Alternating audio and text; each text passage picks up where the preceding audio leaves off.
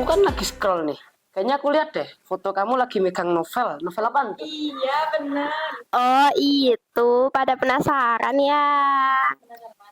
Jadi waktu itu tuh aku bawa salah satu novel yang latar tempatnya itu di Bandung tuh. Jadi kayak pas banget nih ya, judulnya itu Berandal Bandung. Iya, Berandalan. terus kan aku foto tuh di lorong Braga yang tulisannya tuh dan Bandung bukan hanya sekadar urusan wilayah belaka, lebih jauh dari itu yang melibatkan perasaanku ketika sunyi. Gitu tuh, jadi kayak ya seneng lah ya bisa kayak datang ke kota latar tempat dari novel yang aku baca gitu, jadi seneng gitu. Jadi gitu ya? Bagus sih. Ya udah sih. Mungkin Berarti kamu bawa novel itu soalnya latarnya di Bandung. Iya, terus di sana juga aku jadi satu-satunya peserta BTI yang bawa novel. set. Kebaca berarti ini. Srek. Ya dong kan, ya hobi-hobi. Hobi ya. Kopi.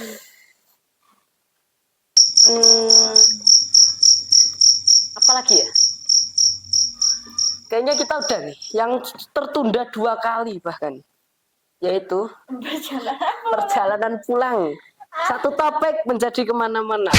Suka banget. Oke, perjalanan pulangnya itu tuh ya sama sih, tetap naik kereta. Waktu itu dari stasiun Bandung naik kereta sama kontingen DIY yang lain, terus waktu itu tuh jam berapa ya? 9. Terus sampainya itu jam 5. Tuh perjalanannya panjang banget kan. Cuman nggak tahu ya ini kenapa pokoknya semua perjalanan pulang itu kenapa lebih cepat daripada perjalanan datangnya gitu. Aku juga nggak tahu. Itu tuh lebih cepat jadi ya. Oke lah, terus sampai stasiun Tugu tuh jam 5, terus aku dijemput sama orang tua, terus pulang deh, udah gitu aja. Terus ya rasanya seneng plus sedih. Senangnya itu karena bisa ngehirup udara Jogja lagi, ya bisa tiba ke rumahnya lagi, tapi ya sedihnya ya gimana ya, jadi kangen. Iya, kangen. Terus ya sedih lah pisah sama yang ada di sana tuh, kayak sedih sama temen-temennya soalnya pada pulang ke provinsinya masing-masing, jadi kayak sedih sih Perpisahan yang haru ya. ya, lumayan. Oke nih. Nampaknya sudah semua pengalaman kamu ceritakan. Ya panjang. Setelah ini nih, ada yang dari tadi nungguin ini. Udah sampai kering dia di sini. Kita beralih nih ke yang sudah sampai nyebrang pulau. Nah, jadi gimana nih perjalanan awalnya lagi? Dari awal, dari berangkat atau pas di sana? Berangkat dong, biar panjang. Oh, dari berangkat. Oke, dari berangkat tuh karena aku ke Sumatera ya, jadi aku kan naik pesawat hari tanggal berapa November itulah pokoknya. Itu berangkat pagi sampai bandara, terus ketemu sama teman-teman satu provinsi dari DIY itu. Kalau Mita tadi kan 14 ya, Mit. Tapi kalau aku cuma 5. 6 Dong. iya. Semua sebenarnya 6. Yang satu tuh cowok dari Gunung Kidul, tapi dia nggak ikut, nggak tahu kenapa. Jadi ya 6 sama itu pendamping. Terus kan kayak gimana ya, agak kaku ya gitu kalau sama pendamping, soalnya pendampingnya itu cowok bukan cewek, padahal pesertanya 5-5-nya itu cewek semua. Nah, iya makanya itu. Terus juga di situ juga baru pertama kali ketemu sama teman-teman BTI yang dari DIY sih, yang STEM yang ikut ke Del itu semua. Perjalanannya tuh dari tapi kan transitnya ke Batam 3 jam atau 2 jam lah, terus ke Batam, terus ke Silangit. Sebenarnya ada 2 kloter pertama tuh di Silangit, kloter kedua tuh di Kuala Namu. Untungnya tuh aku sama teman-teman di Silangit. Kalau misalnya ke Kuala Namu tuh dari kotanya itu benar-benar kota Medan, dari Medan ke Lagu Boti itu sekitaran 5 atau 4 jam. Tapi kalau yang Silangit enggak sih. Jadi lebih cepat gitu. Iya. paling 1 jam atau berapa menit lah. Terus kalau kamu kan di hotel ya, kalau aku beda, kalau aku di asrama, jadi anak asrama dulu. Ya, terus gimana gue? Gimana? Terus sampai asrama ya dibagi properti gitulah, kayak ini jaket, baju, seragam dan lain-lain. Terus masuk ke kamarnya. Jadi 5 anak tadi yang dari DI itu pisah kamar semuanya. Mungkin supaya bergaul sama provinsi yang lain ya. Di aku tuh ada yang dari Lombok, ada yang dari Jawa Timur, ada yang dari Jawa Barat, sama ada yang dari Lampung. Terus ada yang dari Kalimantan Timur. Jauh berarti ini. Iya, jauh banget. Beda-beda, maksudnya beda-beda, nggak satu DI itu satu kamar semua, tapi beda-beda. Jadi kan kenal logatnya masing-masing.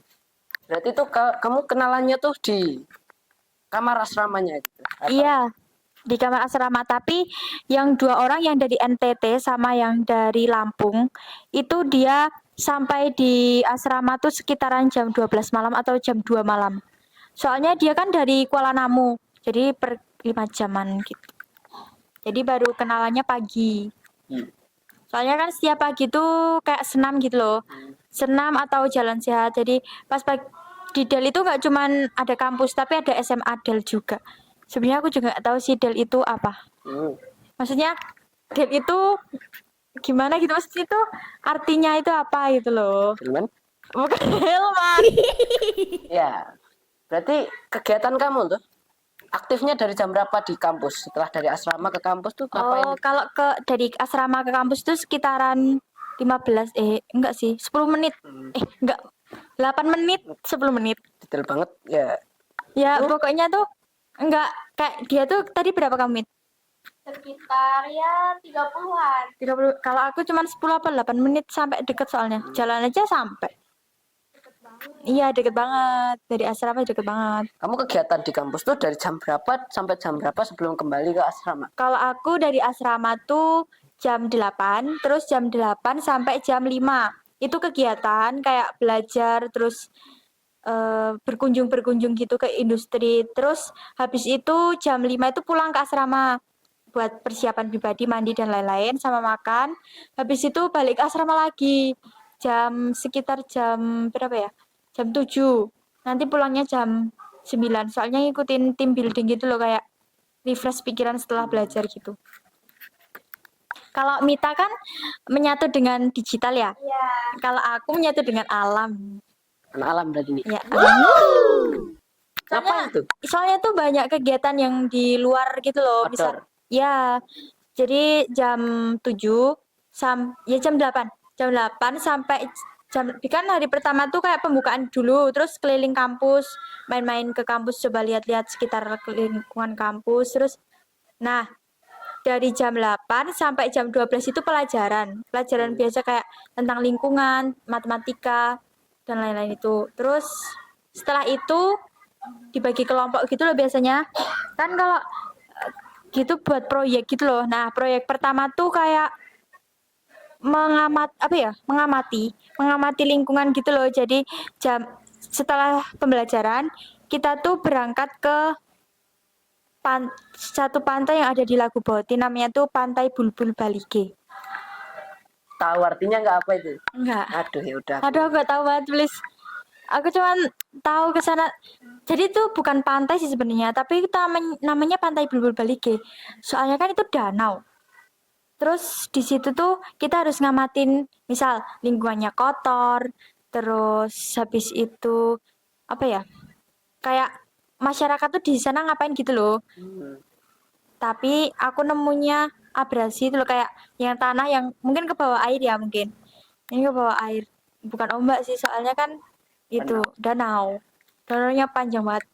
Jadi kalau pas belajar, kan belajar di ruangan ya. Nah, di ruangan nanti sambil belajar, sambil lihat danau. Jadi hadap kanan danau. Kayak bener-bener di tepian banget gitu loh. Udah lihat suasananya sejuk banget. Asik banget di sana pokoknya. Kalau pusing berarti tinggal nengok kanan udah. Ya, kalau pusing gini. Wah, gitu. Itu kan tadi kamu bilang kalau dibagi kelompok. Kalau dibagi kelompok itu Beda asrama atau seasrama? Maksudnya sekamar atau? Enggak sekamar, beda-beda. Iya, jadi kalau mau ngerjain tugas kayak agak rumit gitu ya. Ada aulanya nggak berkumpul? Nah, iya itu bener. Ya pas aula itu pas pembukaan, terus pas memakan, terus ada pengumuman, gitu di situ. Tapi kalau pas hari ketiga itu kita tuh ke aula itu buat apa itu namanya? Pretest. Kan hari itu pretest dulu. Habis pretest kan ngerjain tugas gitu, terus post-testnya kan terakhir. Jadi nanti direkap kalau sebelum materi dan setelah materi itu gimana nilainya gitu loh. Terus dong nilai. Nggak mau, Ais. nilainya jelek. Bagus. Jelek. Bagus, jelek. Kamu tuh kayak Mita nggak sih? Punya produk habis itu healing atau gimana? Beda lah. Kalau aku healing dulu baru punya produk. Jadi Healing agak apa? pusing gitu loh. Kan nggak ada refresh ya. Hmm. Kalau aku tuh jalan-jalannya kebetulan aku bisa ke Pulau Samosir. Jadi pagi banget itu ke pelabuhan buat nyebrang ke Samosir itu. Jadi lewatin Danau Toba pakai kapal. Itu selama 2 jam sih. Sebenarnya tuh ada jembatan penghubung Samosir sama Sumatera, tapi kita lewatnya nyebrang pakai kapal itu. Soalnya kalau mau lewat yang jembatan tadi mungkin harus ke kotanya dulu mungkin. Muter berarti. Jadi kan jauh. Jadi enak pakai pelabuhan. Pakai Terus pelabuhan. itu kan udah healing. Terus hasil yang kamu kerjakan apa? Kan aku belum cerita. Oh, belum cerita ya. Iya. Nah, Silakan. di Samosir aku tuh pas di Samosir tuh aku ke PLTA salah satunya tuh yang ada di Samosir. Jadi tuh PLTA tuh pembangkit listrik tenaga air. Nah, di situ kita dikasih apa ya itu namanya? Kasih pelajaran pengertian gitu loh, PLTA itu apa, terus habis itu untuk apa gitu. Ternyata tuh Danau Toba itu biar bermanfaat untuk masyarakat gitu loh, kayak misalnya buat nyiramin tanaman, terus habis itu buat sawah-sawah gitu. Soalnya di sana tuh kayak perdesaan gitulah, mirip kayak di sini. Berarti 1 hari itu healing. Iya, 1 hari bener-bener healing ke Samosir doang, sama beli oleh-oleh lah gitu. Gimana di situ pemandangannya melihat sekeliling? pemandangannya pemandangannya bagus banget. Soalnya tuh bener-bener lihat Danau Toba tuh kayak panjang, luas, lebar, sejuk. Jadi kalau lihat Danau Toba tuh kayak adem gitu loh. Soalnya di sana nggak panas, juga nggak dingin juga. Terus nih, ini udah selesai nih healingnya nih. Belum. Lanjut lagi. Ya, habis dari PLTA aku pergi ke Waterform Panguruan. Apa tuh? Di situ ya kayak rest area gitulah. Buat santai-santai gitu. Terus aku juga bisa lihat gereja Katolik terbesar di Samosir. Itu wow banget sih menurutku. Habis dari Waterfront Panguruan itu kan kayak itu loh, apa tuh? Kan istirahat, makan-makan dan lain-lain. Habis itu ke jembatan penghubung Pulau Sumatera dan Pulau Samosir tadi. Tapi aku lupa jembatannya namanya apa, tapi itulah warnanya merah biar kelihatan kan. Kayak gini loh jembatannya, kayak segitiga gitu. Terus di situ tuh suruh mengamati jembatan gitu loh, biar buat referensi membuat jembatan untuk proyeknya. Iya, referensi. Tapi kan yang buat referensi tuh yang mau buat jembatan tuh jembatan satwa liar. Kamu tahu nggak jembatan satwa liar? Gimana tuh? Nggak tahu. Jelasin. Jembatan satwa liar tuh jembatan tapi tuh tetap ada, kayak misal kan awalnya hutan tapi mau dibuat tol. Nah, terus ada jembatan. Nah, jembatan maksudnya tuh gitu loh. Kan hutan dibangun menjadi jembatan. Terus biar satwanya itu nggak hilang, itu kita harus buat jembatan satwa liar. Kayak di mana ya itu? Yang pokoknya ada jembatan terus atasnya masih hutan. Oh, kayak gitulah. Ya itu. Terus bikin itu. Terus di Samosir tuh ya banyak orang yang kan logatnya beda-beda kan. Jadinya kan kaget aku ke sana. Dia kaget kok kayak gitu orangnya. Mungkin karena budaya juga ya. Budaya. Ya kan aku ya nggak juga sih. Terus di sana ngapain lagi ya? Puter balik. putar balik. Selesai. Ya Oh, belum. belum. Putar putar balik sampai waterfall Pangulo lagi. Kayak cerita-cerita gitulah sambil buat konsep itu. Nah, nggak lama kemudian kita dengar azan. Semuanya heboh. First time. Iya, kamu kenapa tahu nggak kok heboh Kenapa? dengar azan? Soalnya selama 1 minggu itu nggak dengar azan sama sekali. Pertama kali dengar azan tuh yaitu pas di Samar situ doang. Terus langsung ke masjid sholat. Soalnya tuh ya emang mungkin mayoritas nonis ya. Ya. Dari awal berangkat sampai ke asrama, berangkat lagi ke saat itu tuh lihat gereja terus makam. Kamu tahu kuburan yang ada salib-salibnya gitu? Ya. Di sana tuh banyak banget. Ya, kayak pelajaran kemarin tuh loh. Pelajaran yang iya pelajaran yang itu loh yang di Oh. ya PPKN ya bener. Yang itu. Habis itu pulang ke pelabuhan lagi, terus nyebrang lagi ke kampus. Selesai. Selesai. Nah, terus nih, gimana hasil? Apa yang kamu kerjakan setelah Oh healing? iya. Hari berikutnya. Hari berikutnya tuh hari apa ya lupa lah pokoknya itu. Setelah itu satu kelompok itu ke laboratorium kayak komputer gitu loh. Elektronik. Ya. Laboratorium elektronik di situ tuh banyak. Yang paling aku kaget banget. Soalnya ada itu loh robot atau apalah itu pokoknya yang dibuat sama mahasiswa Dell. Itu tuh bisa dibuat misal ya kayak cetak print gitu loh. Ya. Tapi itu printnya itu print buat benda bukan kertas. Ya, jadi kayak misal kita pengen 3D. oh iya Sampai- bener. Nah, itu kan misal kita mau bikin apa ya kotak atau apa gitu. Nanti bisa itu. Tapi keren banget. Terus habis itu bagi kelompok terus sama kakak mahasiswa di sana kita bikin bareng jembatan satwa liar tadi pakai apa coba Betul. pakai stick es krim. Kalian tahu nggak lemnya itu lem apa? Lem Fox. Ya bener banget. Kamu tahu nggak lem fox itu kan kayak cair ya, maksudnya itu nggak cepet kering. Padahal itu besoknya itu udah hari terakhir di sana terus harus presentasi. Jadi terus itu pas hujan juga. Jadi kan bingung kan mau gimana. Terus pondasinya kan itu harus kuat juga. Jadi lemnya kan harus banyak. Padahal besoknya itu udah itu iya udah diuji coba. Jadi bingung mau gimana. Habis itu kalau itu cuma setengah selesainya. Besoknya di selesai harus selesai. Soalnya itu loh pondasi yang udah jadi itu apa itu namanya dijemur sampai kering, tapi paginya itu belum kering. Jadi kan karena hujan tadi kan bingung kan di sana juga nggak terlalu panas banget ya. Paginya itu alhamdulillah panas terus dijemur, habis dijemur baru dibikin lagi yang kayak jembatan satuannya kayak apa ya itu namanya? Itu loh kayak gini-gini lah. Ya. Itu dibuat terus ditempel selesai. Besoknya dipresentasiin. Ya, terus di presentasi tuh gimana tuh? Ya dipresentasi. Gimana sih? Ya, gimana Ya sih?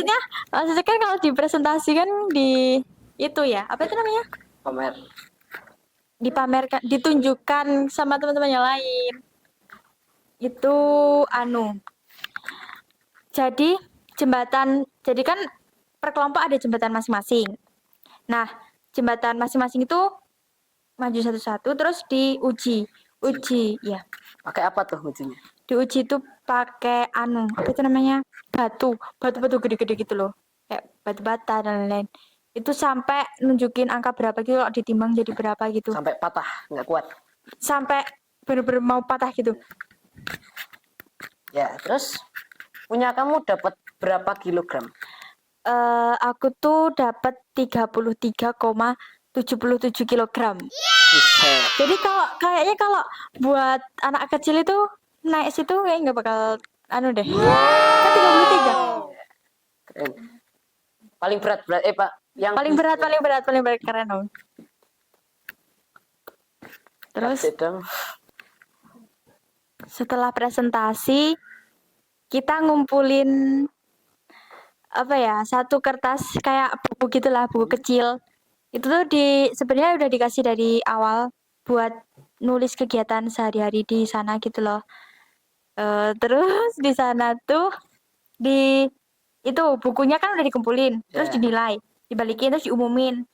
Jadi alhamdulillah kan aku dapat jurnalis terbaik 1 ya. Nah, aku bilang kayak gini. Jadi tuh di halaman pertama buku ya, halaman pertama buku tuh ada kalimat kayak gini. Biarkan karyaku mengalun di sepanjang Danau Toba. Nah, Artinya apa tuh? ya soalnya tuh dalam buku itu aku sebenarnya cuman pengen mengabadikan momen di Danau Toba itu loh maksudnya. Saya mengabadikan seseorang di situ, terus Iya. terus itu terus buku itu aku kan dikembaliin, semuanya dikembaliin ke siswa semuanya. Aku kasihin ke kakaknya. Kak, ini tolong dibawa aja kak, aku nggak mau bawa pulang. Soalnya kan tadi emang dari awal udah pengen ditaruh di Toba aja. Soalnya kan buat mengabadikan di situ. Terus aku cuman fotoin doang aja sih. Udah nih. Jadi itu tuh hari paling bikin sedih. Jadi itu hari terakhir. Keesokannya berarti udah. Iya, udah. Soalnya kan ya kangen sama teman-teman sih. Udah kayak gimana ya? Mikir besok bakal kangen sama ini. Soalnya tuh kan seluruh Indonesia tuh kayak malah kayak ada di situ loh, kayak apa itu namanya? Kayak iya kumpul semuanya gitu. Jadi ada yang dari Bali, dari Papua dan lain-lain. Jadi kan kayak nggak bakal ketemu, kapan bakal ketemu lagi gitu loh. Pas foto terakhir terus pembagian sertifikat, nah di situ part paling sedih banget. Sampai jam berapa ya? Sampai jam 11:30 tuh baru pulang ke asrama. Padahal paginya udah pulang ke itu. Bang, Iya, terbang. flight terbang Iya. ya. Di asrama, sampai asrama itu 2 hari sebelum pulang itu 2 hari sebelum pulang itu hari yang bikin kayak seneng gitu loh. Padahal hari-hari sebelumnya tuh nggak seneng. Jadi 2 hari doang itu yang paling seneng. Soalnya hari terakhir tuh ada kloter 1 sama kloter 2. Yang kloter pertama tuh berangkat jam 7. Tapi yang kloter kedua berangkat jam 11.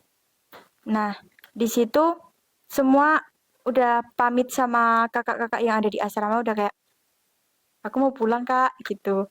Terus udah nutup pintu asrama, pokoknya udah paling sedih banget. Masuk bis del, terus ke kampus, kayak perpisahan gitu loh, nyanyi dan lain-lain sambil nunggu jam berangkat. Kloter 1 udah berangkat, berarti saatnya kloter 2 dong nanti. Dan jam 7 itu kloter 1 udah berangkat ke bandara, tapi bandaranya bandara Kuala Namu. Kalau kan Silangit ya, Kuala Namu. Terus habis itu kan nunggu jam 7 sampai jam 11 kan lama ya. Jadi aku sama teman-temanku yang dari DI itu keliling-keliling kampus dulu sebelum tinggalin kampus itu sih. Terus duduk di titik 0, apa itu namanya? Titik 0 Danau Toba atau titik 0 apa gitulah. Iya. Itu ada di kampus juga, itu di halaman. Terus main di taman juga. Ya kan tinggal beberapa jam aja di situ. Terus nih, kan umpamanya udah sampai jam 11. Itu kan udah menuju bandara. Selama perjalanan apa yang Iya. Ya sedih sih, soalnya kayak selamat tinggal pulau gitu loh, Pulau Sumatera gitu kan. Kan jam 11 berarti sampai jam 12 sampai Silangit lah, bandara Silangit. Nah, dari Silangit itu nunggunya lama banget. Soalnya pesawatnya tuh telat datang ya. Kita nunggu sampai jam 4 sore baru ke pesawat, terus terbang itu jam 4. Ya jam 4 dari Silangit ke Soekarno-Hatta. Itu sekitar maghrib lah. Kayak gitu. Habis itu dari Jakarta baru ke nah di Jakarta di Soekarno-Hatta itu paling kayak gini loh. emang aku udah pulang gitu loh kayak oke lah. Terus Dari Soekarno-Hatta ke Iya kan perjalanannya lama ya nggak lama sih maksudnya nggak lama sih bentar tapi kan ganti pesawat. ya, Nah nunggu lagi. ya nunggu lama banget nunggunya tapi pas lama itu pesawatnya udah terbang dulu, yang ditunggu itu udah terbang dulu. Jadi kita tuh belum naik tapi udah ketinggalan. Terus nunggu lagi lama, pesawat itu udah mau terbang tapi kita tuh belum naik, kita lari terus baru naik pesawat. Alhamdulillah bisa pulang, kalau enggak mungkin keesokan harinya baru pulang. 2 kali hampir ketinggalan. Iya hampir banget. Wah, seru banget nih cerita kalian berdua. Seru banget lah. Kagum sumpah. Tapi aku dengar belakangan ini aku dengar kalian tuh ada sebuah prestasi yang baru. Ceritain dong, tapi dikit aja. Masih ngedit dah durasinya panjang. Oke. Jadi tuh sebenarnya aku sama Mita tuh ikut event yang diadain oleh Puskanas, yaitu Pusat Kompetisi Sains Nasional. Nah, di situ kita ikut olimpiade. Olimpiade tuh ada IPS, Bahasa Indonesia, SPDP dan lain-lain. Nah, aku sama Mita ikutlah event itu, namanya ISO. Ya, ISO itu Indonesian Science Olimpiade. Mapelku sama Mita juga beda. Tapi nanti nih biar cerita sendiri. Ya, mapelku SBDP, soalnya saya suka SBDP, Seni Budaya dan Prakarya. Soalnya lumayan susah banget sih. Soalnya soal literasi gitu loh kan, kalau literasi kan banyak ya harus baca gitu. Padahal itu waktu ngerjainnya itu 1 jaman. Padahal itu ada 50 soal.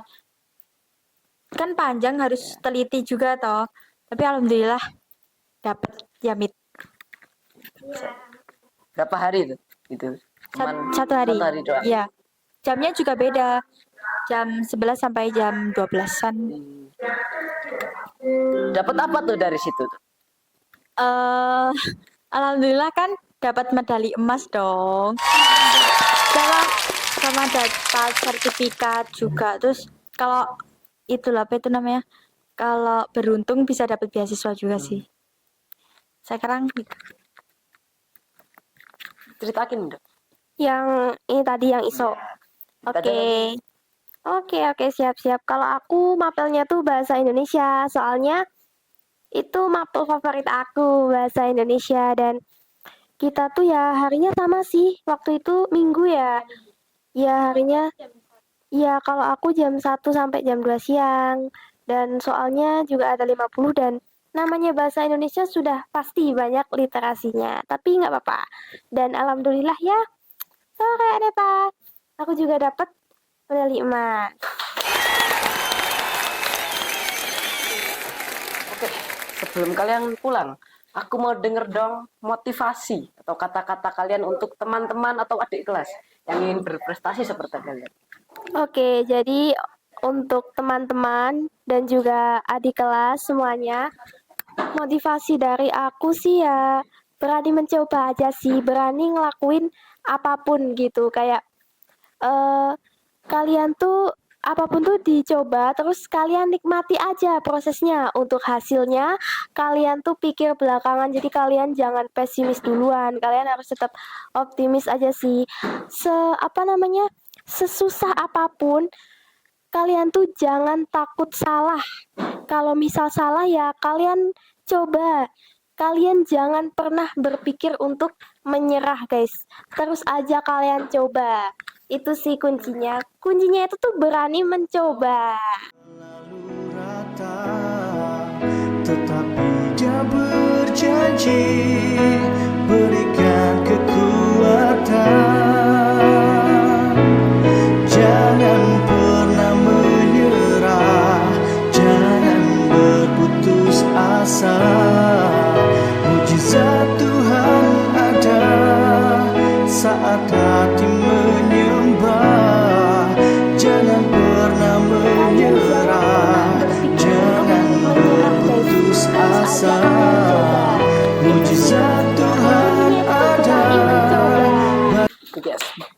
mencoba adalah kunci. Aku juga sih sama kayak Mita.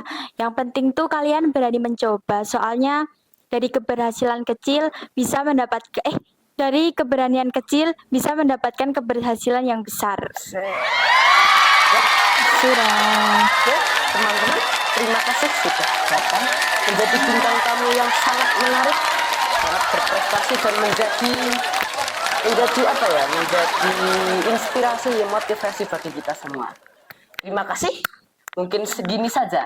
Jangan lupa tinggalkan like, komen, dan subscribe. Sampai jumpa di podcast Matsa Never di episode berikutnya. Wassalamualaikum warahmatullahi wabarakatuh. Waalaikumsalam. Kalau situ sih.